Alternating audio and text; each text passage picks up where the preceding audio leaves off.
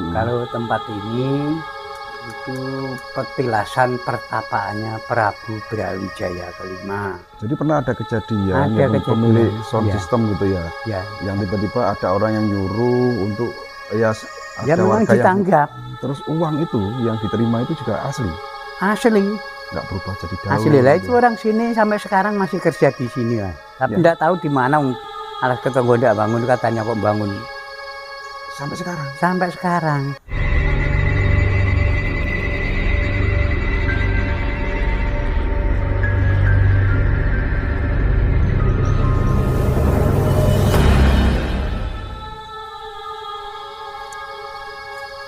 Oke sobat, bertemu lagi dengan kita ya.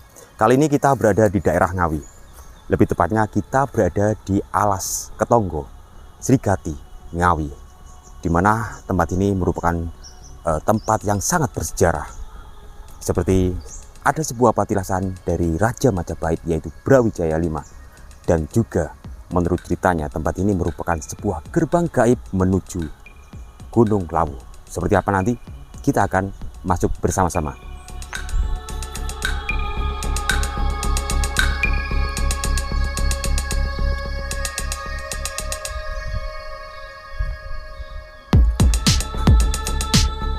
Oke pemirsa, jadi di kesempatan hari ini ya kita berada di sebuah kawasan hutan yang lebih dikenal dengan nama Alas Ketonggo, yang tepatnya di Desa Babadan, Kecamatan Paron, Kabupaten Ngawi. Dan saat ini kita ditemani Mbah Suyitno, Bang ya, Ya. selaku apa Pak? Juru kunci. Juru kunci. Oke Mbah. Dan di sebelah kiri nanti kita akan menuju ke sebuah tempat keramat yang dinamakan apa Mbah? Palenggan Agung Srigati. Palenggahan Agung Eyang Srigati, ngoten nggih. Oke, kita langsung menuju ke lokasinya, Mbah. Kita jalan menuju ke lokasinya. Nanti kita akan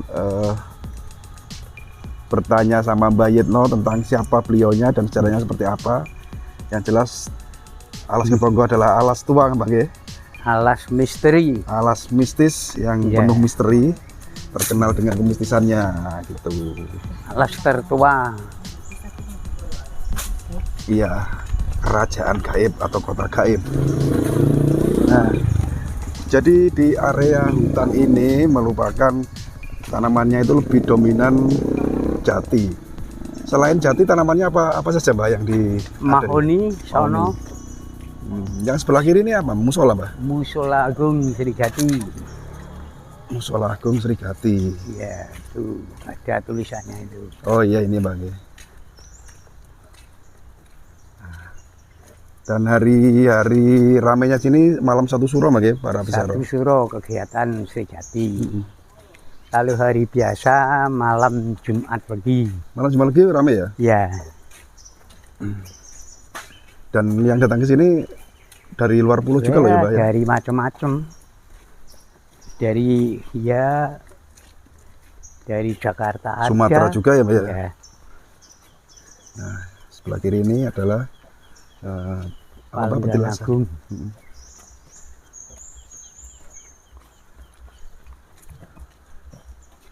Mbak yang di pagar itu apa Mbak? Pohon apa ini Mbak yang di pagar? Pohon beringin. Mbak ini beringin? Ya. Bukan ini. Pohon beringin. Oke. Oke. Dan inilah yang dinamakan Palenggahan Agung Srigati. Ya. Yang dimana di kiri kanan ini ada patung Ganesha Mbak ya. Ya, Ganesha. Mbak ini dikunci atau sekedar Ya, sadar?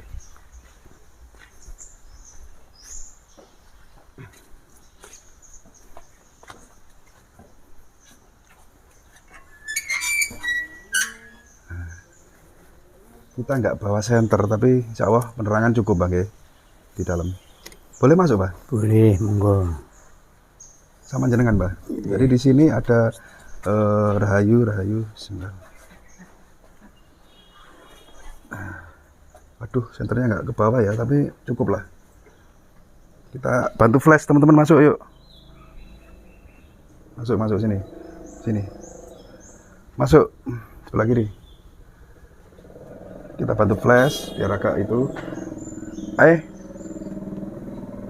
Sini. Mana jatuhnya? Oke. Oke, Mbah Yit, di sini kan kita melihat banyak sekali ini termasuk Petilasan apa namanya seperti payung. peninggalan. Peninggalan, Mbah ya. Ini tapi duplikatnya.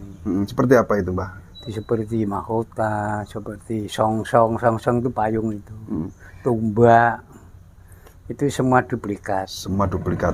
Kalau yang aslinya memang ada dulu. Dulunya ada, sekarang tidak ada.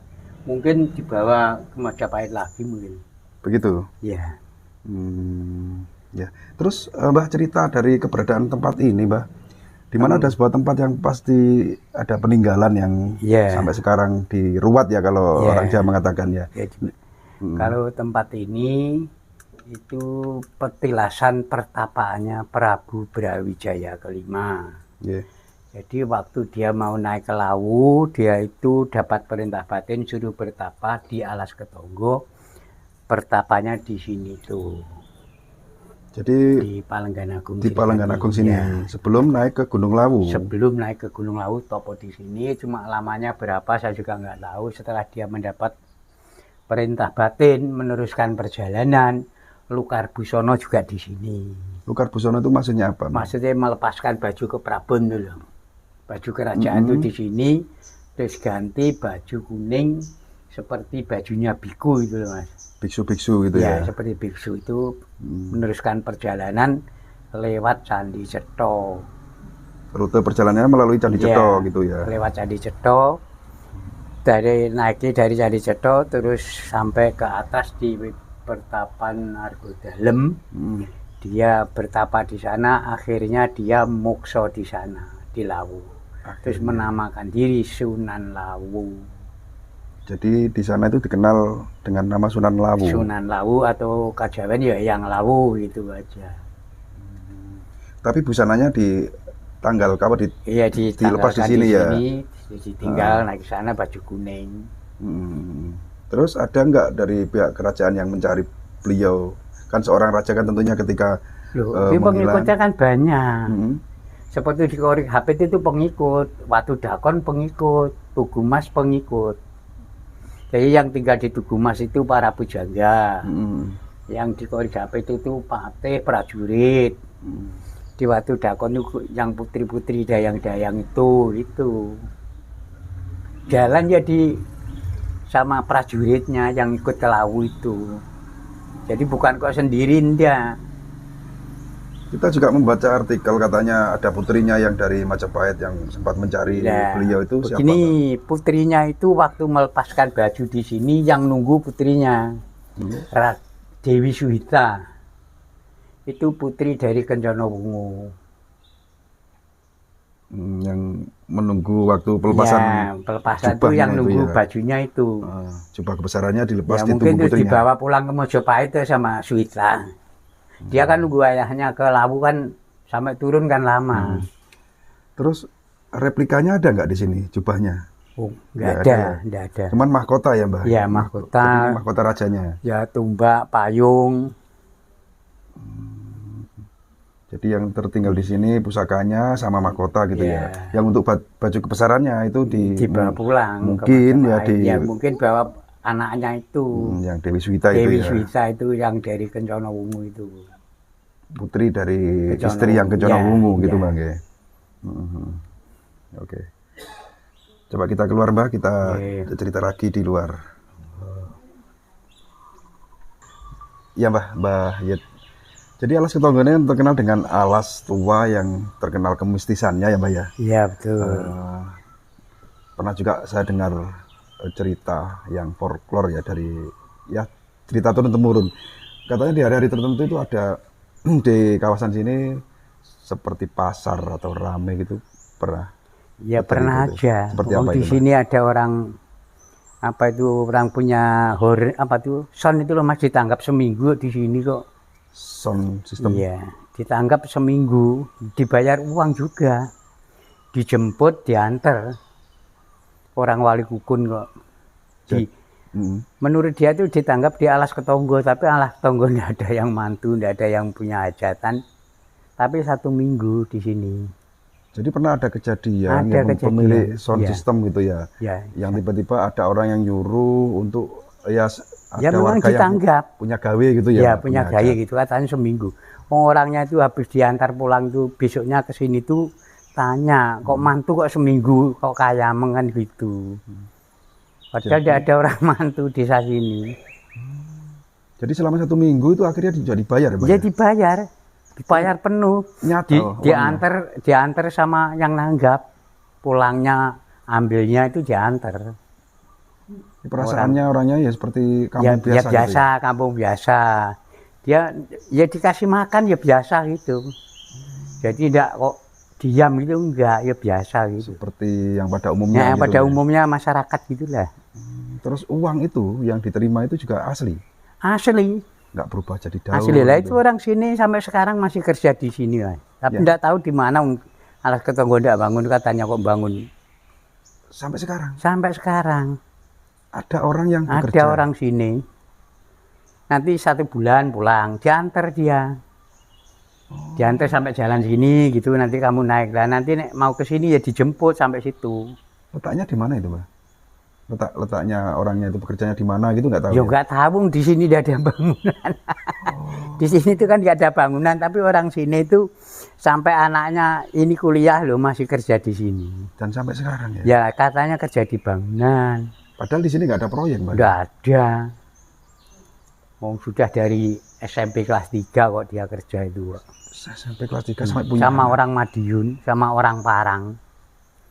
Makanya tetangganya cari ke sini itu kok bikin apa kok lama gitu loh. Kok proyek kok nggak habis-habis gitu ya? Itu. Orang Parang itu ke sini buktikan kerja apa kok lama kok nggak barbar gitu.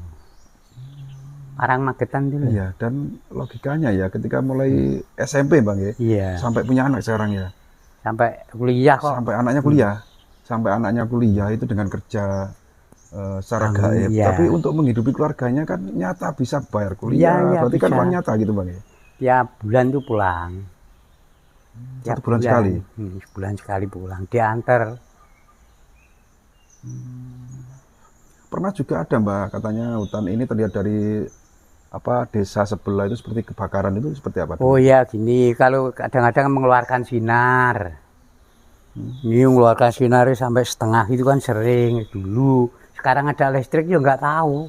Dulu ya, Mbak ya. Ya sebelum ada listrik itu mengeluarkan sinar itu sering. Jadi terlihat dari kampung Ya sebelah dari itu. kampung cerah. Dulu kan lihatnya dari Ngerambe malah. Jadi sinar itu seolah-olah di sini memang ada perkampungan Ada, atau perkotaan ya, gitu. Itu ya. kampungan atau apa saya nggak tahu, yang penting ada sinar. Itu sampai setengah jati ini. Dulu lihatnya dari sini Ngerambe sana malah. Soalnya waktu itu belum ada listrik kan, Ya. ada cahaya nyelama Ya, itu kan kelihatan banget kan. kelihatan. Oke. Sekarang sudah ada listrik. Iya. Mbah, terkait yang di belakang jenengan ini kan sebuah palenggahan Ya. ya. Sebuah tempat keramat. Di situ tadi kita melihat ada banyak sekali persajian, pertumpahan. Ada nggak tamu yang datang ke sini dengan tujuan hajat apa gitu, Mbah? Minta berkat atau apa gitu. Iya, tujuannya ya masing-masing, orang banyak. Ya ada yang minta supaya cepat usahanya kembali lagi, cepat yang pengen hutang cepat nyarutang, macam-macam lah. Itu, Mbak ya. Ya, Jadi banyak yang datang ke sini orang yang ketika dalam kehidupan atau ekonominya itu sedang kolab lah, anggaplah Iya. kolab gitu ya. Datang ke sini Iya. dengan ritual itu bermalam atau berapa hari gitu, Mbak? enggak mesti mas. Kadang-kadang ya ada yang bermalam pagi pulang, kadang-kadang ya habis berdoa dia pulang, enggak sama lah. Namanya orang banyak kok. Dengan didampingi jenengan gitu. Iya, ya saya kan bukan itu, dia kan berdoa sendiri menurut keyakinan masing-masing lah. Itu, Mbak ya. Ya. Terus hari-harinya gitu ada dipastikan hari apa yang bagus itu, Mbak? Oh, kalau hari biasa itu yang ramai Jumat Legi. Yang datang cuma lagi ya. Kalau hari biasa itu ada saja orang berdoa, mau berdoa pada Tuhan kok. Ada saja. Syarat-syaratnya gitu bawa apa gitu. Paling ya bawa bunga, kalau nggak bunga ya bawa dipo lah udah. Oh, gitu aja ya. Ya. Tapi dengan berdoa dengan cara keyakinan mereka masing-masing Ya, gitu. menurut keyakinan masing-masing, berdoa pada yang kuasa, mendoakan leluhurnya. Iya. Mudah-mudahan dapat barokah sababiyah dari sini. Ya, tetap kita tujukan ya permohonan itu semua kepada Tuhan Yang Maha Esa. Iya. Cuman lantaran, Bang ya, lantaran Iya. tempat ini ya. Jadi doa itu mudah dikabulkan gitu. Iya. Jangan sebagai juru kunci sudah berapa tahun, Mbah? Ya, saya dari Juru Kunci mulai dari 2016. 2016 ya. Iya. Dan tentunya sudah puluhan orang yang jenengan dampingi untuk datang ke 4. sini. Ya. Oh, kalau wah ribuan. Ribuan. Sudah Ya. ribuan. Oh. Dan di antara mereka yang pernah jenengan antar itu pernah nggak yang kembali ke sini kita menceritakan, Mbah aku dengan keluarga seperti banyak, ini Mas. sukses itu. Sini syukuran banyak itu. Setelah dia berhasil syukuran. Oh gitu Bang ya. Seikhlasnya aja. Syukuran di sini selamatan. Selamatan Ya. sebagai ucapan atau bersyukur, iso bukti, nyarutang, iso iya, usahanya maju lagi itu banyak itu. bukti rasa syukur mereka Iya. karena ya lantaran tempat Mungkin ini. ada yang belum berhasil yang namanya punya apa itu Iya. koneksi orang kan masing-masing lah gitu. Betul, betul. Iya, Mbak, pesan dari jenengan, Mbak, tentang tempat yang luar biasa ini seperti apa, Mbak? Ya kita sebagai generasi bangsa, kalau tidak kita yang nguri-nguri siapa nanti. Ini kan nguri-nguri budaya leluhur kita, mendoakan leluhur kita. Nanti nek diuri-uri wong luar muring awake dhewe. Oke. Kita sebagai generasi, sebagai penerus ya marilah kita jaga, kita uri-uri, kita budayakan kepada generasi kan gitu. Iya, dan kita simpulkan bahwa janganlah menganggap sesuatu itu dengan kalimat syirik atau musyrik gitu kan. Oh enggak ada Ya, itu. ada kan. Ini kan tempat leluhur. Kita sebagai Orang generasi berdoa itu enggak ada yang musyrik, enggak ada yang syirik.